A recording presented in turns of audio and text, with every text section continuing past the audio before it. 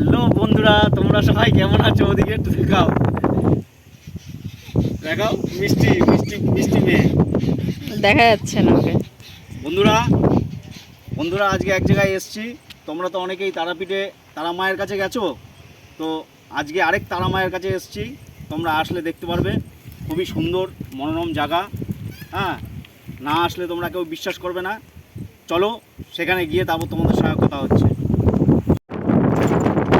এই চলে এসেছি বন্ধুরা, মন্দিরের গেট ঢুকছি। দেখো তোমরা যদি কোনো সময় আসো, গাড়ি রাখার ব্যবস্থা আছে, সব রকম ব্যবস্থা এখানে আগে দোকান আছে। ছিল না, খুব এখন সুন্দর দোকানও করেছে, আছে। এখন দারুণ করেছে, দেখে নাও। এই জায়গা দোকানপাট সব আছে, এখানে সব গাড়ি রাখার ব্যবস্থাও আছে। এই এই হলো মন্দিরের মেন গেট।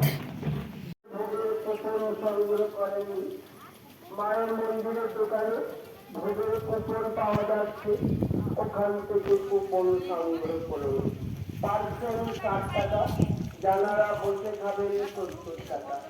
12টার মধ্যে কুপন সংগ্রহ করবেন, 12টার মধ্যে কুপন সংগ্রহ করবেন। মায়ের পূজা একটু পরেই আরম্ভ হবে। ভক্তগণের উদ্দেশ্যে বলছি, যে সমস্ত ভক্তবৃন্দ এখনো মায়ের ভোগের কুপন সংগ্রহ করেননি, মায়ের মন্দিরের দোকানে ভোগের কুপন পাওয়া যাচ্ছে, ওখান থেকে কুপন সংগ্রহ করুন। পার্সেল 60 টাকা, জানারা বসে খাবেন 70 টাকা। 12টার মধ্যে কুপন সংগ্রহ করবেন, 12টার মধ্যে কুপন সংগ্রহ করবেন। মায়ের পূজা একটু পরেই আরম্ভ হবে। বন্ধুরা, তোমরা যারা আসবে এই মায়ের মন্দিরে, তাদের কোনো চিন্তা নেই। এখানে মায়ের মন্দিরের পাশেই দোকান আছে। হ্যাঁ, আমার এক কাকাবাবুর, সে সিঁদুর, আলতা, মোমবাতি, মায়ের ফটো এবং মিষ্টি সব কিছুই পাওয়া যায়।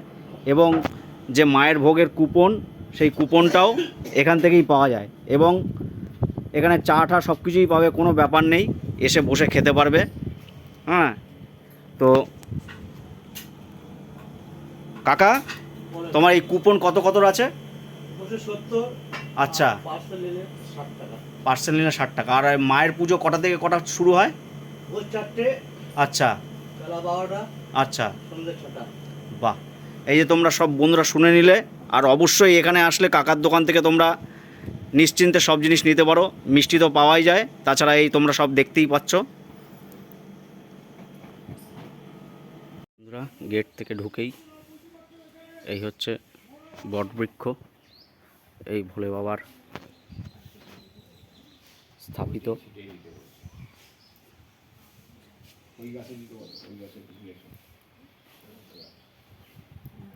এখানে যখন পুজো হয়, সবাই এখানে বসে থেকে বাবার পুজো দেখে।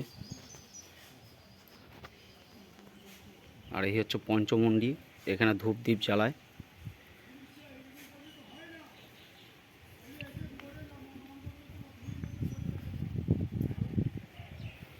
এসব জায়গাগুলো সব নিচু ছিল, এগুলো উঁচু করা হয়েছে। আর এই যে কাঠ দেখছো দূরে, ওটা হচ্ছে বাবার যজ্ঞের জায়গা।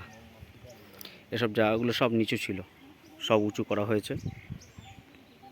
এই যে মন্দির, নাকশা তারা মায়ের মন্দির, করুণা মায়ের মন্দির, প্রচুর শান্তির জায়গা। আর এই হচ্ছে নাকশার মহাশ্মশান। এখানে কাঠের চুল্লি আছে, কাঠের চুল্লিতে দাহ করা হয়। খুব শান্তিপূর্ণ জায়গা। আর এই মন্দির যত পুরনো, তত পুরনো এই সার।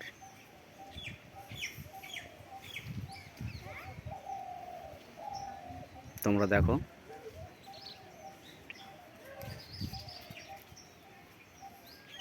খুব শান্তিপূর্ণ জায়গা। এখানে আরও রয়েছে অনেকেই। এই হচ্ছে মহাশ্মশান, এই মন্দির।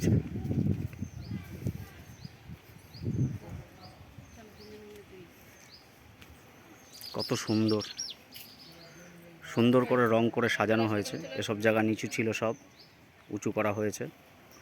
এখানেও বসে তোমরা আরাম করতে পারবে। এবং এই হচ্ছে বিদ্যাধরী নদী।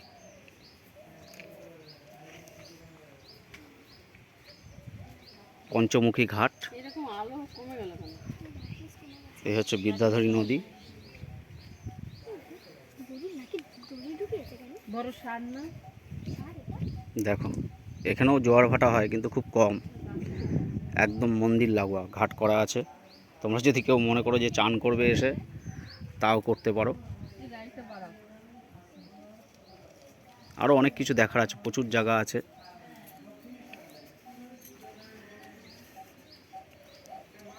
দেখাবো।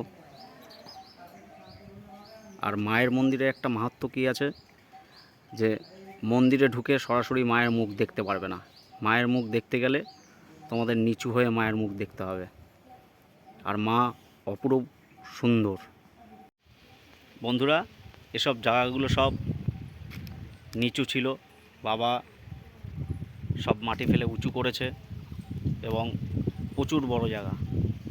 দেখো আম গাছে আম হয়েছে। যারা গাড়ি নিয়ে আসবে তারা ভেতরের গাড়ি রাখার জায়গা আছে।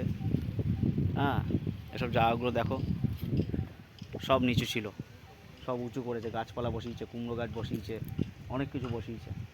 না আসলে তোমরা বিশ্বাস করতে পারবে না। খুবই ভালো জায়গা, খুবই ভালো জায়গা। জয় তারা মা, জয় তারা মা, জয় জয় তারা মা। মা গো, তোমরা সবাইকে ভালো রেখো। এই হচ্ছে নাগ দেবতা, শিব দেবতা এবং নন্দী মহারাজ।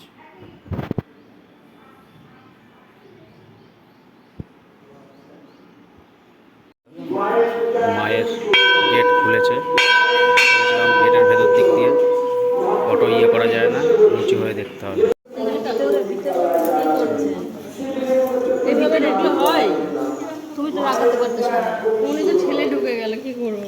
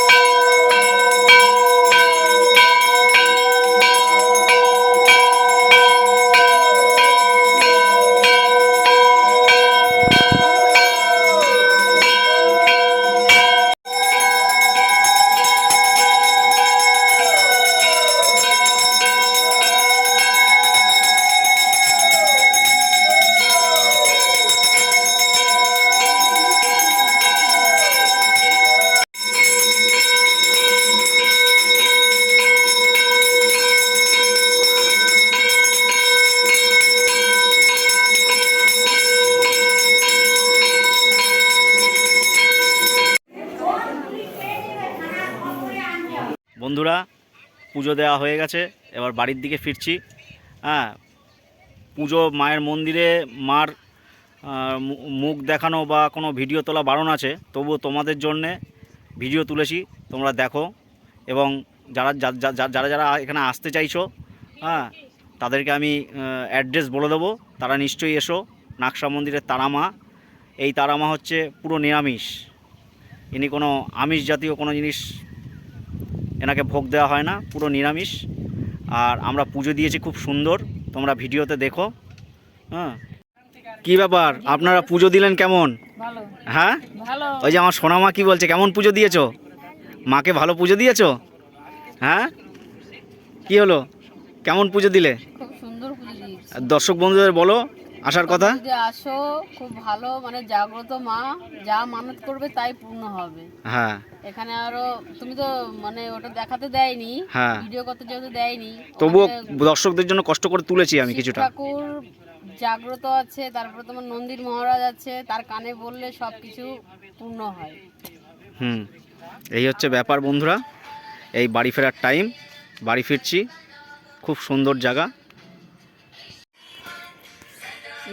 না, এটা পোলট্রির ফার্ম, দেখলেই তোমরা চিনতে পারো, মন্দিরের রাস্তার মধ্যেই পড়ে। এইদিকে দেখো বাঁশবাগান আছে, দেখেছো? এর মাঝখান দিয়ে এই হলো রাস্তা। দেখো তোমরা, এখানে বাড়ি ঘর দোরা আছে, দোকানপাট দু একটা আছে, বেশি নেই। এই হলো রাস্তা। তোমরা যদি আসো কোনো সময় এইভাবে তোমরা আসতে পারো। সোজা রাস্তা, কোনো দেখাদার রাস্তা নেই, একদম সোজা রাস্তা।